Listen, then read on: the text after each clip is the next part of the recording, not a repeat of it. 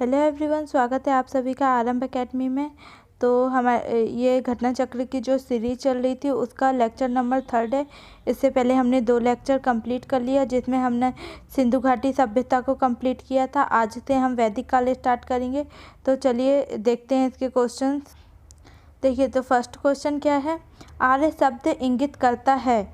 तो इसका right answer क्या हो जाएगा? इसका राइट आंसर हो जाएगा डी, श्रेष्ठ वंश को। चलिए डिटेल देख लेते हैं। देखिए, आर्य प्राचीन भारत, यूरोपीय एवं प्राचीन ईरानी भाषा बोलने वालों के लिए प्रयुक्त शब्द है। वैदिक संस्कृति में आर्य शब्द श्रेष्ठ, शिष्ट तथा सज्जन तथा नैतिक अर्थ में महाकुल, कुलीन, सभ्य, साधु आदि के लिए प्रयुक्त हुआ है। साधारणाचार्य ने अपने ऋग्भाष्य में आर्य शब्द का अर्थ विज्ञ, यज्ञ का अनुष्ठाता, विज्ञ स्त्रोता, आदरणीय अथवा सर्वगतव्य, उत्तम वर्ष, मनु, कर्मयुक्त एवं कर्मानुष्ठान से श्रेष्ठ आदि बताया है। अतः आर्य संस्कृत भाषा का शब्द है जिसका शाब्दिक अर्थ श्रेष्ठ या कुलीन होता है। चलिए अगला क्वेश्चन देखते हैं। अगला क्वेश्चन क्या है, क्लासिकीय संस्कृति में आर्य शब्द का अर्थ है। तो इसका राइट आंसर क्या हो जाएगा? इसका राइट आंसर हो जाएगा एक उत्तम व्यक्ति।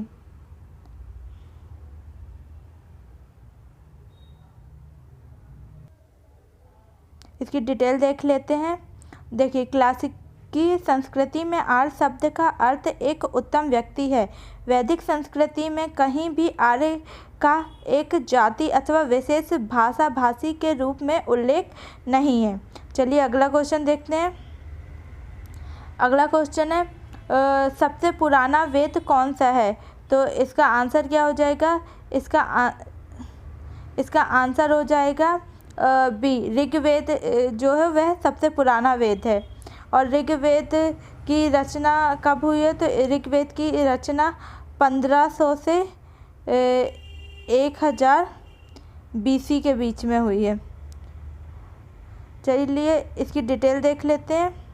देखिए, भारतीय साहित्य में 4 वेद हैं, ऋग्वेद, सामवेद, यजुर्वेद, अथर्ववेद। इनमें ऋग्वेद सर्वाधिक प्राचीन है।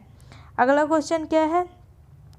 अगला क्वेश्चन है, त्रयी नाम है। तो इसका राइट आंसर क्या हो जाएगा? इसका राइट आंसर हो जाएगा 3 वेदों का। अब 3 वेद कौन कौन से हो जाएंगे?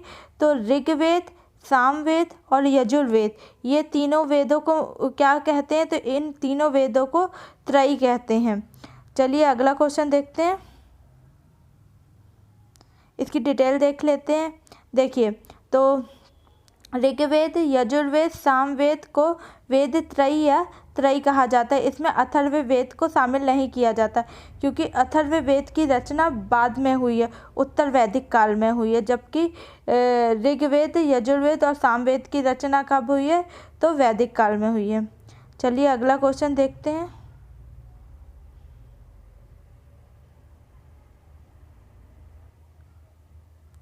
देखिए, अगला क्वेश्चन क्या है, किस वैदिक ग्रंथ में वर्ण शब्द का सर्वप्रथम नामोल्लेख मिलता है? तो इसका राइट आंसर क्या हो जाएगा? इसका राइट आंसर हो जाएगा ऋग्वेद में।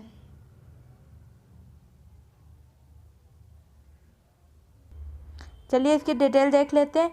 वर्ण शब्द का सर्वप्रथम उल्लेख ऋग्वेद में मिलता है। ऋग्वेद में वर्ण शब्द रंग के अर्थ में तथा कहीं कहीं व्यापार चयन के अर्थ में प्रयुक्त हुआ है। आर्यों को गौड़ वर्ण तथा दासों को कृष्ण वर्ण का कहा गया। ऋग्वेद के 10वें मंडल के पुरुष सूक्त में सर्वप्रथम शूद्र शब्द मिलता है। किसमें मिलता है शूद्र शब्द का? तो ऋग्वेद के 10वें मंडल में। अगला क्वेश्चन देखते हैं। देखिए, वर्ण व्यवस्था से संबंधित पुरुष सूक्त मूलतः पाया जाता है। तो इसका आंसर क्या हो जाएगा? इसका आंसर हो जाएगा सी, ऋग्वेद में।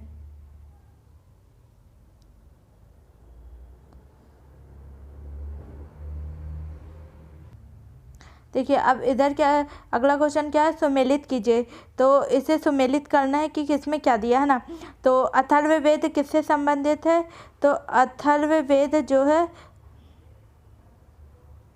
देखिए अथर्ववेद किससे संबंधित है, तो अथर्ववेद जो है औषधियों से संबंधित है। ऋग्वेद किससे संबंधित है, तो ऋग्वेद ईश्वर की महिमा से संबंधित है। यजुर्वेद बलिदान विधि से संबंधित है, जबकि सामवेद जो है संगीत से संबंधित है। तो इसका आंसर क्या हो जाएगा, 3, 3, 1, 2 और 4। तो देखिए नीचे देख लेते हैं, 3, 1, 2 और 4। तो इसका राइट आंसर क्या हो जाएगा, इसका राइट आंसर हो जाएगा ए।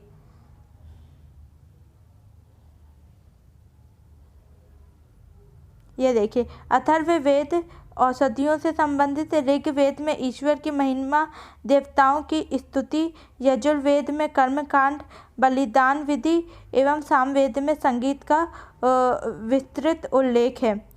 चलिए अगला क्वेश्चन देखते हैं। देखिए अगला क्वेश्चन क्या है, सूची 1 को सूची 2 से सुमेलित कीजिए एवं नीचे दिए गए कूट की सहायता से सही उत्तर चुनिए। तो इसका देखिए, इसमें सूची 1 और इसमें तो ऋग्वेद किससे संबंधित है, तो ऋग्वेद जो है वह स्तोत्र एवं प्रार्थनाएं इसमें दी गई हैं, ठीक है। यजुर्वेद किससे संबंधित है, तो यजुर्वेद जो है वो कर्मकांड से संबंधित है। सामवेद जो है यह संगीत में स्तोत्र से संबंधित है, जबकि अथर्ववेद जो है वो तंत्र मंत्र एवं वशीकरण से संबंधित है।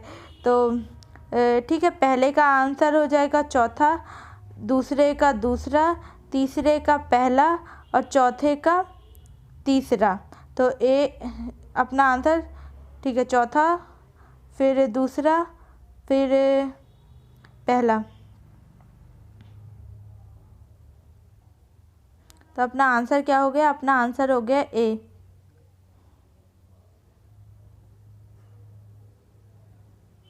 इसका देखिए, इसकी डिटेल देख लेते हैं।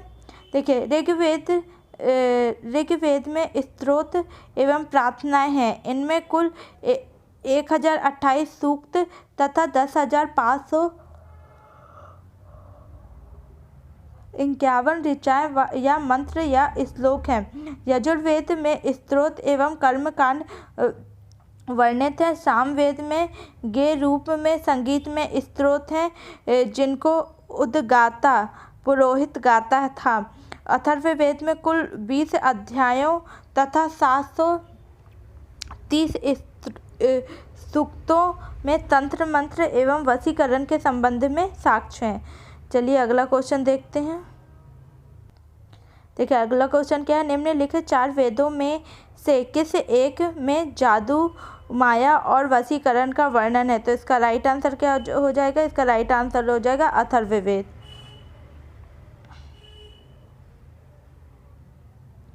चलिए अगला क्वेश्चन देखते हैं। देखिए 10वां क्वेश्चन क्या है, ऋग्वेद में कुल कितनी ऋचाएं हैं, ऋचाएं पूछा है, तो इसका आंसर नहीं दिया है। तो चलिए अगला क्वेश्चन देखते हैं। देखिए ऋग्वेद है, तो ऋग्वेद क्या है, तो ये है, इसका सही आंसर क्या हो जाएगा, ए, स्तोत्रों का संकलन है ये।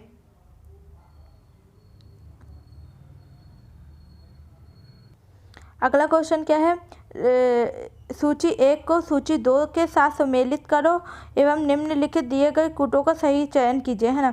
तो चलिए देखते हैं। देखिए सामवेद, सबसे पहले तो ऋग्वेद के जो ब्राह्मण है, कौन से ब्राह्मण है, तो ऐत्रेय ब्राह्मण किसके हैं, ऋग्वेद के। एक तो ऐत्रेय ब्राह्मण है, दूसरा कौशिकी ब्राह्मण किसके हैं, ऋग्वेद के। सामवेद के ब्राह्मण जो हैं वे पंचवेश हैं और अथर्ववेद के गोपथ ब्राह्मण है, जबकि यजुर्वेद के शतपथ ब्राह्मण हैं। तो चलिए इसका आंसर देख लेते हैं। इसका आंसर है सी।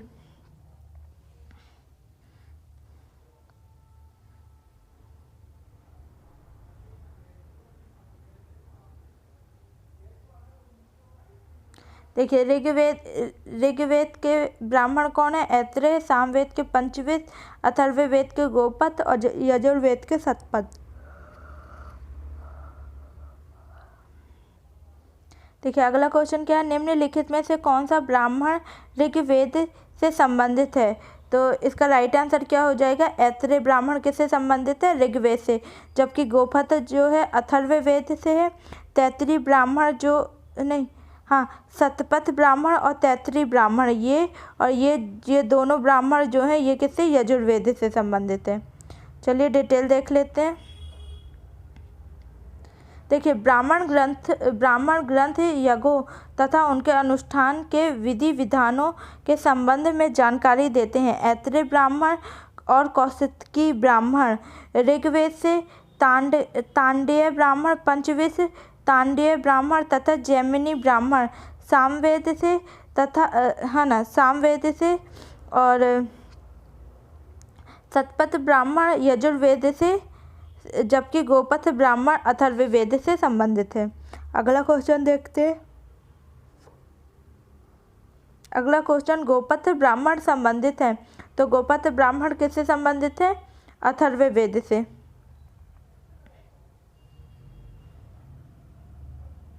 अगला क्वेश्चन क्या है?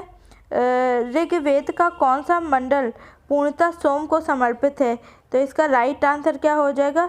ऋग्वेद का, देखिए ऋग्वेद का 9वां मंडल जो है वह पूर्णतः सोम को समर्पित है।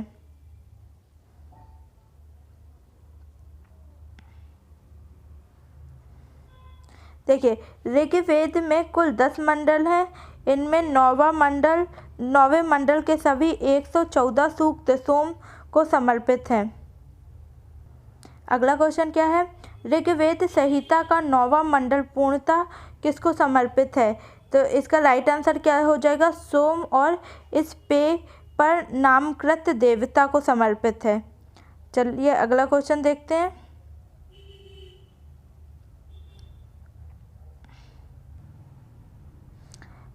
यज्ञ संबंधी विधि विधानों का पता चलता है, तो किससे पता चलता है? इसका राइट आंसर हो जाएगा यजुर्वेद से।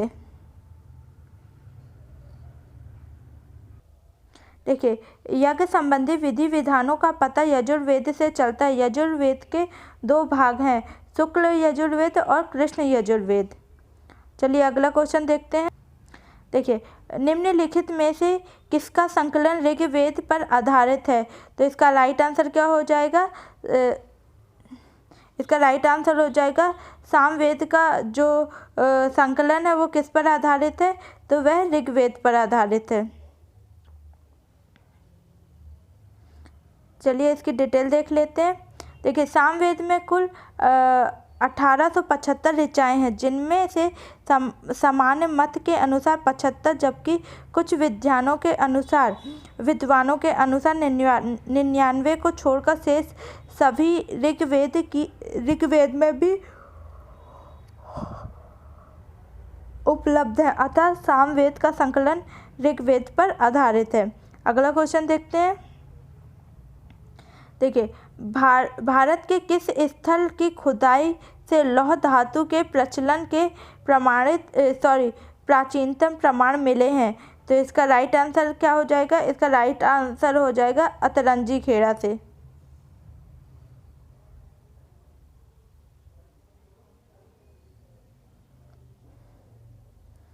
देखिए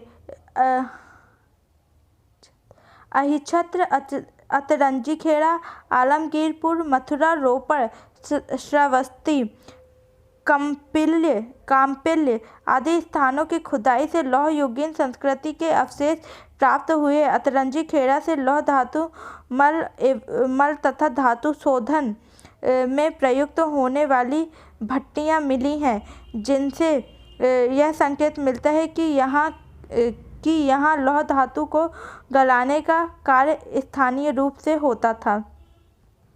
देखिए अगला क्वेश्चन क्या है? उपनिषद पुस्तकें हैं, तो उपनिषद पुस्तकें जो हैं ये क्या हैं? तो ये उपनिषद पुस्तकें जो हैं ये क्या हैं?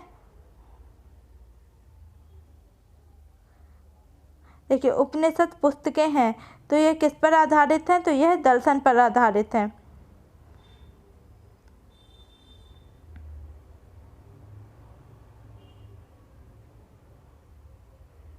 अगला क्वेश्चन क्या है, उपनिषदों का मुख्य विषय है, तो उपनिषद का जो मुख्य विषय है क्या है, तो दर्शन है।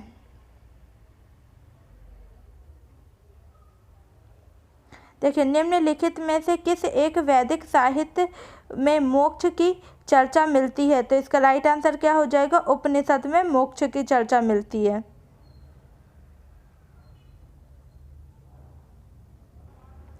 देखिए वेदों में मोक्ष शब्द प्रयुक्त नहीं हुआ है, उपनिषदों में प्रथम बार मोक्ष की चर्चा मिलती है। यह शब्द श्वेताश्वर उपनिषद में पहली बार आया था, किसमें, तो श्वेताश्वर उपनिषद में। चलिए अगला क्वेश्चन देखते हैं। अध्यात्म ज्ञान के विषय में नचिकेता तत्व और यम का संवाद किस उपनिषद में दिया गया, किस उपनिषद से प्राप्त होता है, तो इसका राइट आंसर क्या हो जाएगा, इसका राइट आंसर हो जाएगा कठोप उपनिषद से।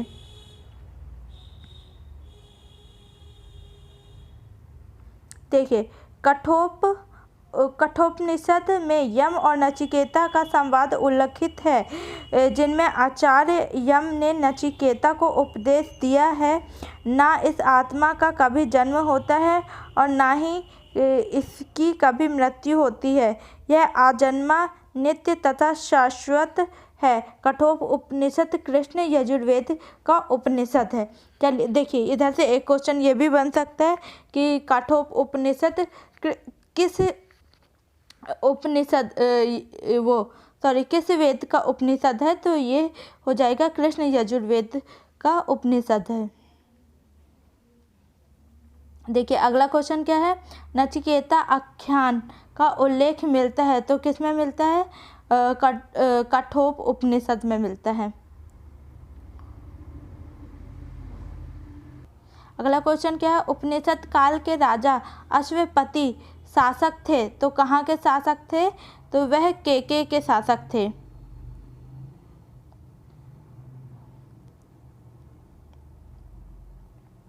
देखिए उपनिषदों में वर्णित राजाओं में विदेह के राजा जनक, पांचाल के राजा प्रवाहन, जाबाली, के राजा अश्वपति और काशी के राजा अजातशत्रु प्रमुख थे। देखिए अगला क्वेश्चन क्या है, निम्नलिखित में से वैदिक साहित्य का सही क्रम कौन सा है, तो इसका राइट आंसर क्या हो जाएगा, इसका राइट आंसर हो जाएगा ए, वैदिक साहित्य, फिर ब्राह्मण, फिर आरण्यक, फिर उपनिषद। अगला क्वेश्चन क्या है, आरंभिक वैदिक साहित्य में सर्वाधिक वर्णित नदी कौन सी है, तो इसका देखिए आरंभिक वैदिक साहित्य में सर्वाधिक वर्णित नदी कौन सी है, तो इसका राइट आंसर क्या हो जाएगा, सिंधु नदी। देखिए सिंधु नदी का ऋग वैदिक काल में सर्वाधिक महत्व था, इसी कारण इसका उल्लेख ऋग वेद में सर्वाधिक हुआ। सिंधु नदी को उसके आर्थिक महत्व के कारण हिरण्ययी नदी भी कहा गया है। देखिए अगला क्वेश्चन क्या है, वैदिक नदी आस्कनी की पहचान निम्नलिखित नदियों में से किस एक के साथ की जाती है, तो आस्कनी किसका नाम था, तो आस्कनी जो है आस्कनी चिनाब नदी का प्राचीन नाम है। आस्कनी किस नदी का प्राचीन नाम है, तो चिनाब नदी का प्राचीन नाम क्या है, आस्कनी है।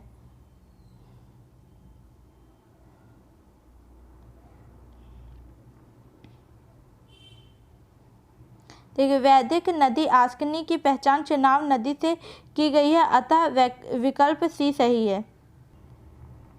अगला क्वेश्चन क्या है, ऋग्वेद में निम्नांकित किन नदियों का उल्लेख अफगानिस्तान के साथ आर्यों के संबंध का सूचक है, तो वह कौन सी नदी है, कुंभा और क्रुमो नदी किससे संबंधित है, तो अफगानिस्तान के साथ।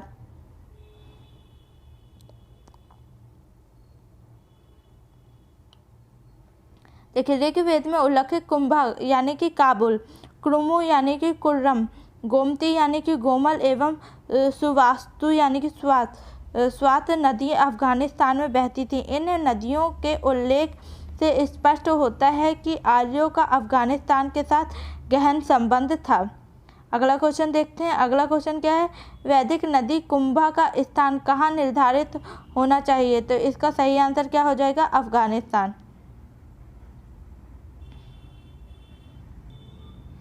अगला क्वेश्चन क्या है, देखिए सूची 1 को सूची 2 से सम्मिलित कीजिए तथा सूचियों के नीचे दिए गए कूट का सही चयन कीजिए। देखिए एक साइड वैदिक नदियाँ दी गई हैं, दूसरी तरफ उसके आधुनिक नाम दिए गए हैं, है ना, यानी कि वर्तमान में जो नाम है वो दिए गए हैं, तो इनको मिलान करना है। तो सबसे पहले कुंभा नदी का वर्तमान नाम क्या है? कुंभा का वर्तमान नाम काबुल है। परुष्णी का वर्तमान नाम क्या है? तो रावी है। सदानीरा किसे कहा जाता था पहले? तो गंडक को। और सतुर्दी किसे कहा जाता था? तो सतलज को। एक बार अच्छे से देख लीजिए। कुंभा काबुल नदी का प्राचीन नाम है, परुष्णी रावी नदी का है और सदानीरा गंडक नदी का है, जबकि सतुर्दी किसका है? तो सतुर्दी सतलज नदी का प्राचीन नाम है।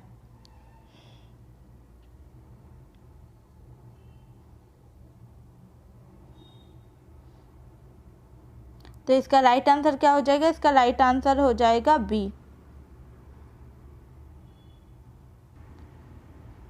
देखिए अगला क्वेश्चन क्या है, निम्नलिखित में से कौन सी प्रथा चतुष्टय वेदोत्तर काल में प्रचलित हुई? तो इसका राइट आंसर क्या हो जाएगा? इसका राइट आंसर ए और सी दोनों दिया है, यानी कि धर्म अर्थ काम मोक्ष ब्राह्मण क्षत्रिय वैश्य और शूद्र, ये दोनों दिया है। यानी कि जो वर्ण व्यवस्था थी वो ऋग्वैदिक काल में कार्य के आधार पर थी, जबकि उत्तर वैदिक काल पे वो वंशानुगत हो गई थी।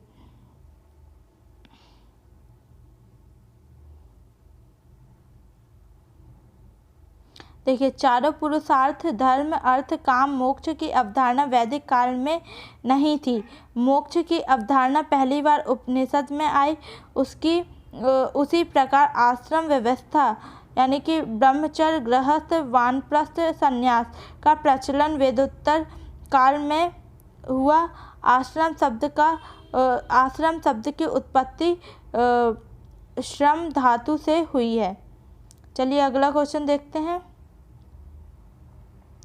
देखिए धर्म तथा ऋत भाष्य की प्राचीन वैदिक सभ्यता के एक केंद्रीय विचार को चित्रित करते हैं। इस संदर्भ में निम्नलिखित कथनों पर विचार कीजिए। तो इसका देखिए, धर्म व्यक्ति के दायित्व एवं स्वयं तथा दूसरों के प्रति व्यक्तिगत कर्तव्यों का संकलन था। दूसरा, ऋत मूलभूत नैतिक विधान था जो सृष्टि और उनमें अंतर्निहित सारे तत्वों के क्रियाकलापों को संचालित करता था। तो इसका राइट आंसर क्या हो जाएगा? इसका राइट आंसर हो जाएगा सी। 1 और 2 दोनों सही हैं। इसके डिटेल देख लेते हैं। देखिए प्रश्नगत दोनों कथन भारत की प्राचीन वैदिक सभ्यता के संदर्भ में सही है, अतः उत्तर सी सही होगा। वरुण देवता को वैदिक सभ्यता में नैतिक व्यवस्था का प्रधान माना जाता था, इसी कारण इन्हें ऋतस्पगोपा भी कहा गया है। ऋतस्पगोपा। चलिए अगला क्वेश्चन देखते हैं। भारतीय संस्कृति के अंतर्गत ऋत का अर्थ है, तो इसका राइट आंसर क्या हो जाएगा? प्रकृति के नियम।